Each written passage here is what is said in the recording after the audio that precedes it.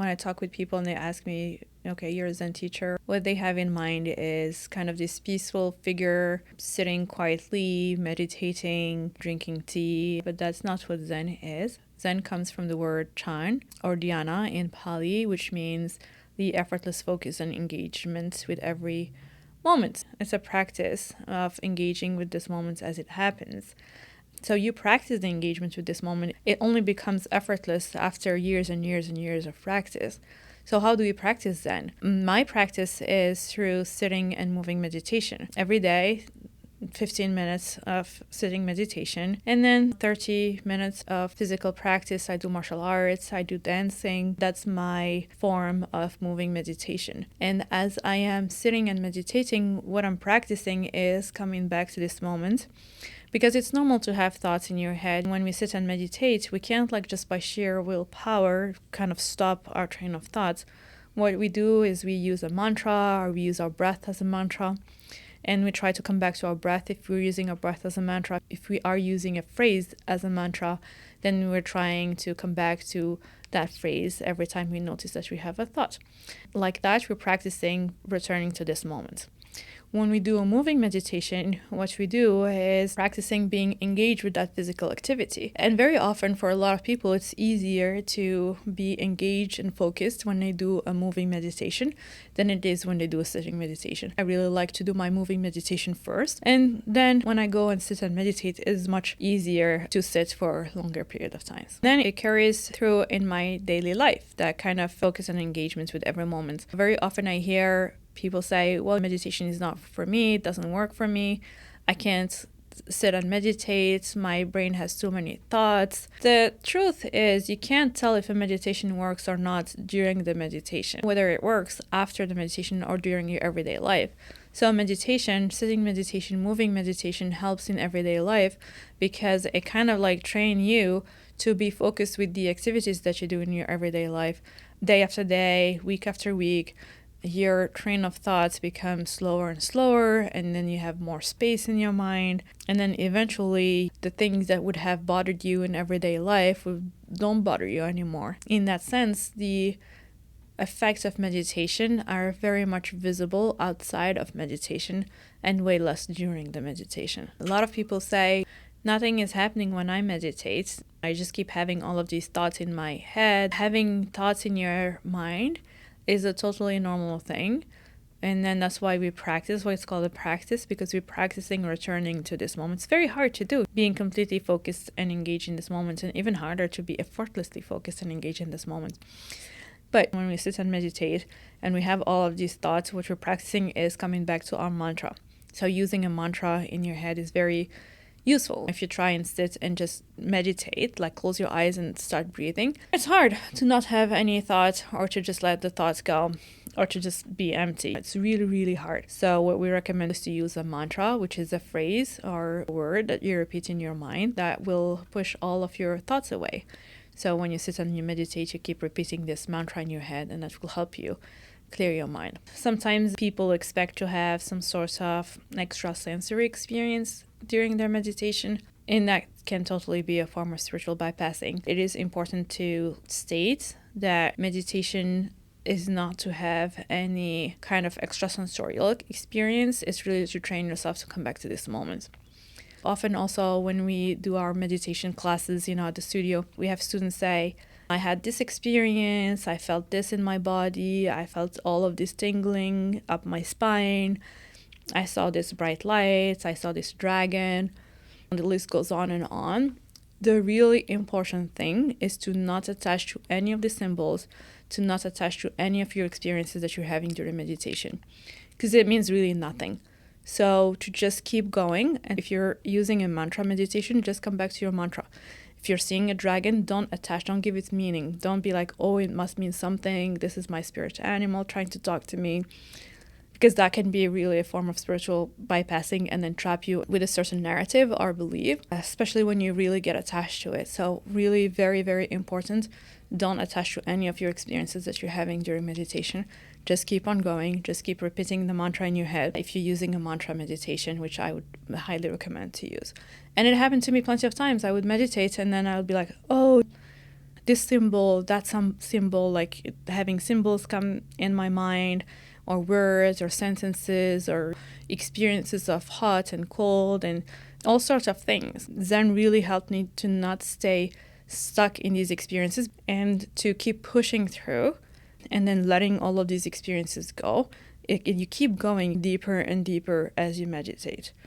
And there is nothing really worth looking for or finding in those sorts of experiences because the truth is much simpler. But so some people speak of like really beautiful experiences or transformative experiences, things that actually really do change their perspective on their life. How should we treat those? I think you should treat them the same way you treat any experience, to also not be attached to it, whether it's a good experience or it's a bad experience, to not be attached to the experience itself and then just keep going. Let's say you eat a really sweet apple. It's very sweet, it's very juicy, it's a great experience that you're having. Eventually, you ate the whole apple and then you have to find some other food to eat. You can't be attached to the experience of having had the apple because the apple is gone now. There's no more apple, it's gone. It has already transformed in your body into like whatever energy that's gonna power you to do some sort of activity, but there's no more apple. You can't stay focused on the thought of, oh, this apple was so good, it was so sweet, it was so juicy. Okay, it's gone, it's in your body, you had all the benefits from that experience. You should just keep on going. You already got all you needed to get from that juicy apple. Often people want you to give them something like more consistent because they feel that, oh, you just sit and meditate. Like there's nothing magical in it. There's nothing really of substance. People would be way more happy with like a list of 10 things to do and like a ritual and having an altar, bowing to the altar like a few times, gaining merit. And then when you compare that to meditation where you just sit and then you repeat a sentence in your head, you're like, oh my God, it sounds very boring. It doesn't sound super interesting. It doesn't sound super attractive. It's not nice and shiny. It's not like crystal. It's not like crystal culture. Nobody congratulates you for meditating. It's not very attractive to people, and it doesn't seem to hold much substance. But I promise you that there is nothing else. I mean, you can try it for yourself. You can do all of these things. You can go to Bali, do all the yoga you want. You can get all the crystals you want.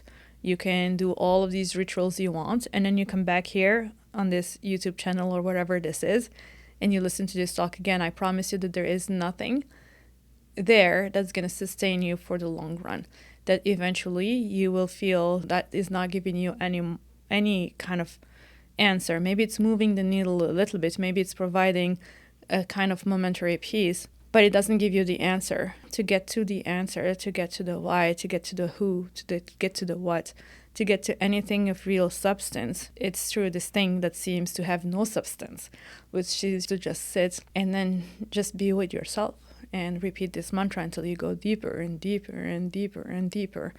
And then use everything you do in life as your meditation. And keep doing that and go deeper and deeper and deeper. And I guess that's why a lot of people don't do it. It's because on paper it sounds so simple, but it is really hard to do. It's really hard to stick with it. The first 30 days, 100 days, you just need to go with sheer willpower to just do it consistently. After a month, even after a few days, you'll start noticing small changes. And they compound, these changes. And then so after 30 days, it's like a bigger changes. 100 days is bigger, even bigger changes. And then you'll start looking at meditation very differently because you will 100% notice that your whole being has changed, that the whole interaction with life has changed, that life is so much easier, there's less friction. If we go through this and do what you say, what difference is it going to make? Why should we even bother? Like, what did it do for you? Can you give us anything concrete or even not concrete of like explaining to someone who has not gone through this and doesn't see the value? First, in the first few days, you will notice that after your meditation, you're much calmer, especially if you do it first thing in the morning. But you'll see that you're much calmer and you can handle everything that's happening in life in a much better way. in a more calmer way. And then as time goes, you get to day 30 and you start noticing that the situation that used to bother you in the first week, they just don't bother you anymore.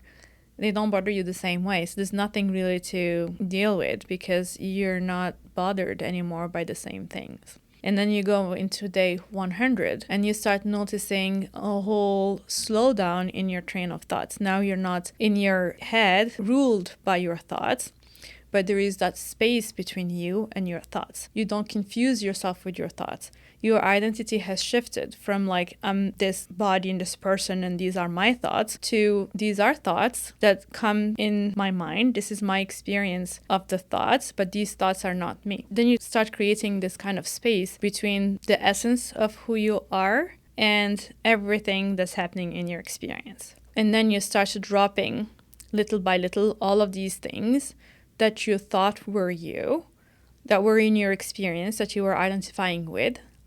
And you start dropping those things little by little. And then it will happen that you meditate for a long time, for a few more months, and then nothing happens because it's not a linear process. But then one day you'll have a breakthrough. You'll be like, oh, this narrative just came up to the surface. This belief that I always thought was true. Now you're contemplating it and you're like, well, I don't think it's true. I don't think I want to use this belief anymore. I think I just was lying to myself this whole time. And then eventually this narrative doesn't have a hold on you anymore. So now you start detaching yourself from the narratives and the beliefs that were driving your behavior without even being aware of these narratives and beliefs. And then eventually you go and you meditate, you keep meditating. Now you got to a year. If you get one day without meditation, you'll feel it. You'll feel like, oh, I didn't get my meditation today. I feel the difference. I guess you could get this feeling much earlier in your journey. But then you get to a year mark and then you look back when you started a year ago and where you are right now. You look at your life, you look at the quality of your life, you look at the friction in your life, and you will notice a big difference, that there is way less friction, that also relationships that don't serve you anymore, they just dropped. That overall you feel much more aligned and true to yourself, and then much lighter too, because as you meditated, as you uncovered these narratives and beliefs, as you dropped these narratives and beliefs, your identity, or what you thought was you, is becoming thinner and thinner. So you peel off all of these layers, and then you keep doing that. And then the more you do that, they say the closer you get to the finish line, the harder it gets because you see really no progress. But you still have to continue doing it. You still have to just continue meditating. If you decide to practice Zen, having a teacher is really important because that teacher acts as a mirror and reflects to you the parts of yourself that you're not seeing, and will help you unstuck yourself when you get stuck. So having a teacher is very important. And a lot of Zen is a moment-by-moment transmission anyways. But sometimes we have people who come to our studio or we interact with who tell us that they have been meditating for a long time consistently and have not had any kind of breakthrough like that, like the ones I was describing before. And they were sitting and meditating for a long time. And there could be many reasons to that, and that's not unheard of at all. For some people, adding a form of moving meditation will help in the quality of the sitting meditation and kind of will help clear their mind, clear their karma in a different way and kind of unstuck them. Do you think sitting meditation is enough? I want to say this before deciding to practice Zen. I went through a period of my life where I practiced all sorts of different spiritual practices, all sorts of different meditations, consistently every day, sitting meditation of this sort or that sort, consistently every day. And I still felt lost. I still felt like I didn't have kind of a vision of what I was supposed to be doing or feeling or where I was going with all of these things. Now, I meditate only 15 minutes every day, which is way less than what I used to meditate. I used to sit and meditate for hours. Sometimes I would get 3 days where I would do a retreat and just go and meditate. That was my retreat. I'd go somewhere in the woods. Not the woods, but some would argue kind of the woods.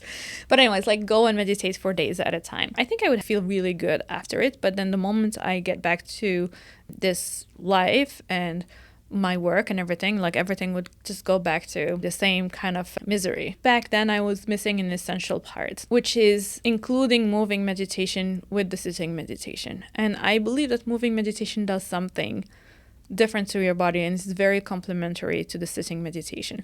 Some people have a lot of energy and they need to do some physical activity to be able to sit and meditate.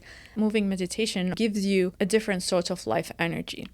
And that really kind of sweet life energy replaces the stagnant energy with a new, refreshing, powerful life energy. Especially if you're doing martial arts, or if you're doing even dancing, moving your body with a lot of intent, with a lot of focus as a meditation. And then eventually, everything we do in life becomes a form of meditation. When doing the dishes, it becomes a form of meditation. When we do our work, it's a form of meditation. Eventually, we can transfer the meditative quality in the moving meditation into everyday life activity. Not everybody can go live in a temple or stay in a monastery or go to Bali. When I started adding the moving meditation to my practice, then it made a real difference. I was able to practice my engagement with every moment in the moving meditation, and then eventually I was able to carry that kind of meditative state or engagement with life state in every other activity I was doing in everyday life. That made a big difference. So to summarize, practice sitting meditation consistently every day. Practice moving meditation consistently every day. And again, moving meditation will make a big difference. If you've only been practicing sitting meditation and you don't see the sort of progress or experience I was talking about, add moving meditation, practice it every day. That made a huge difference for me. I'm sure it will for you too. It has many, many benefits to it. Besides just making your sitting meditation better, and beside giving you that nice life energy, and beside letting you practice being engaged with life as you're moving, it has many other benefits. So practice moving meditation every day, and it can be anything that you like to do that gets that kind of attention and focus from you. My form of moving meditation is martial arts and dancing, and it can be anything. It can be running, it can be playing tennis, as long as it requires your attention and your effort. The key is consistency. That's really key. But if you have one day you didn't do it, don't beat yourself up. Just pick yourself back up the next day and just do it again. And try to do a longer streak than you did before.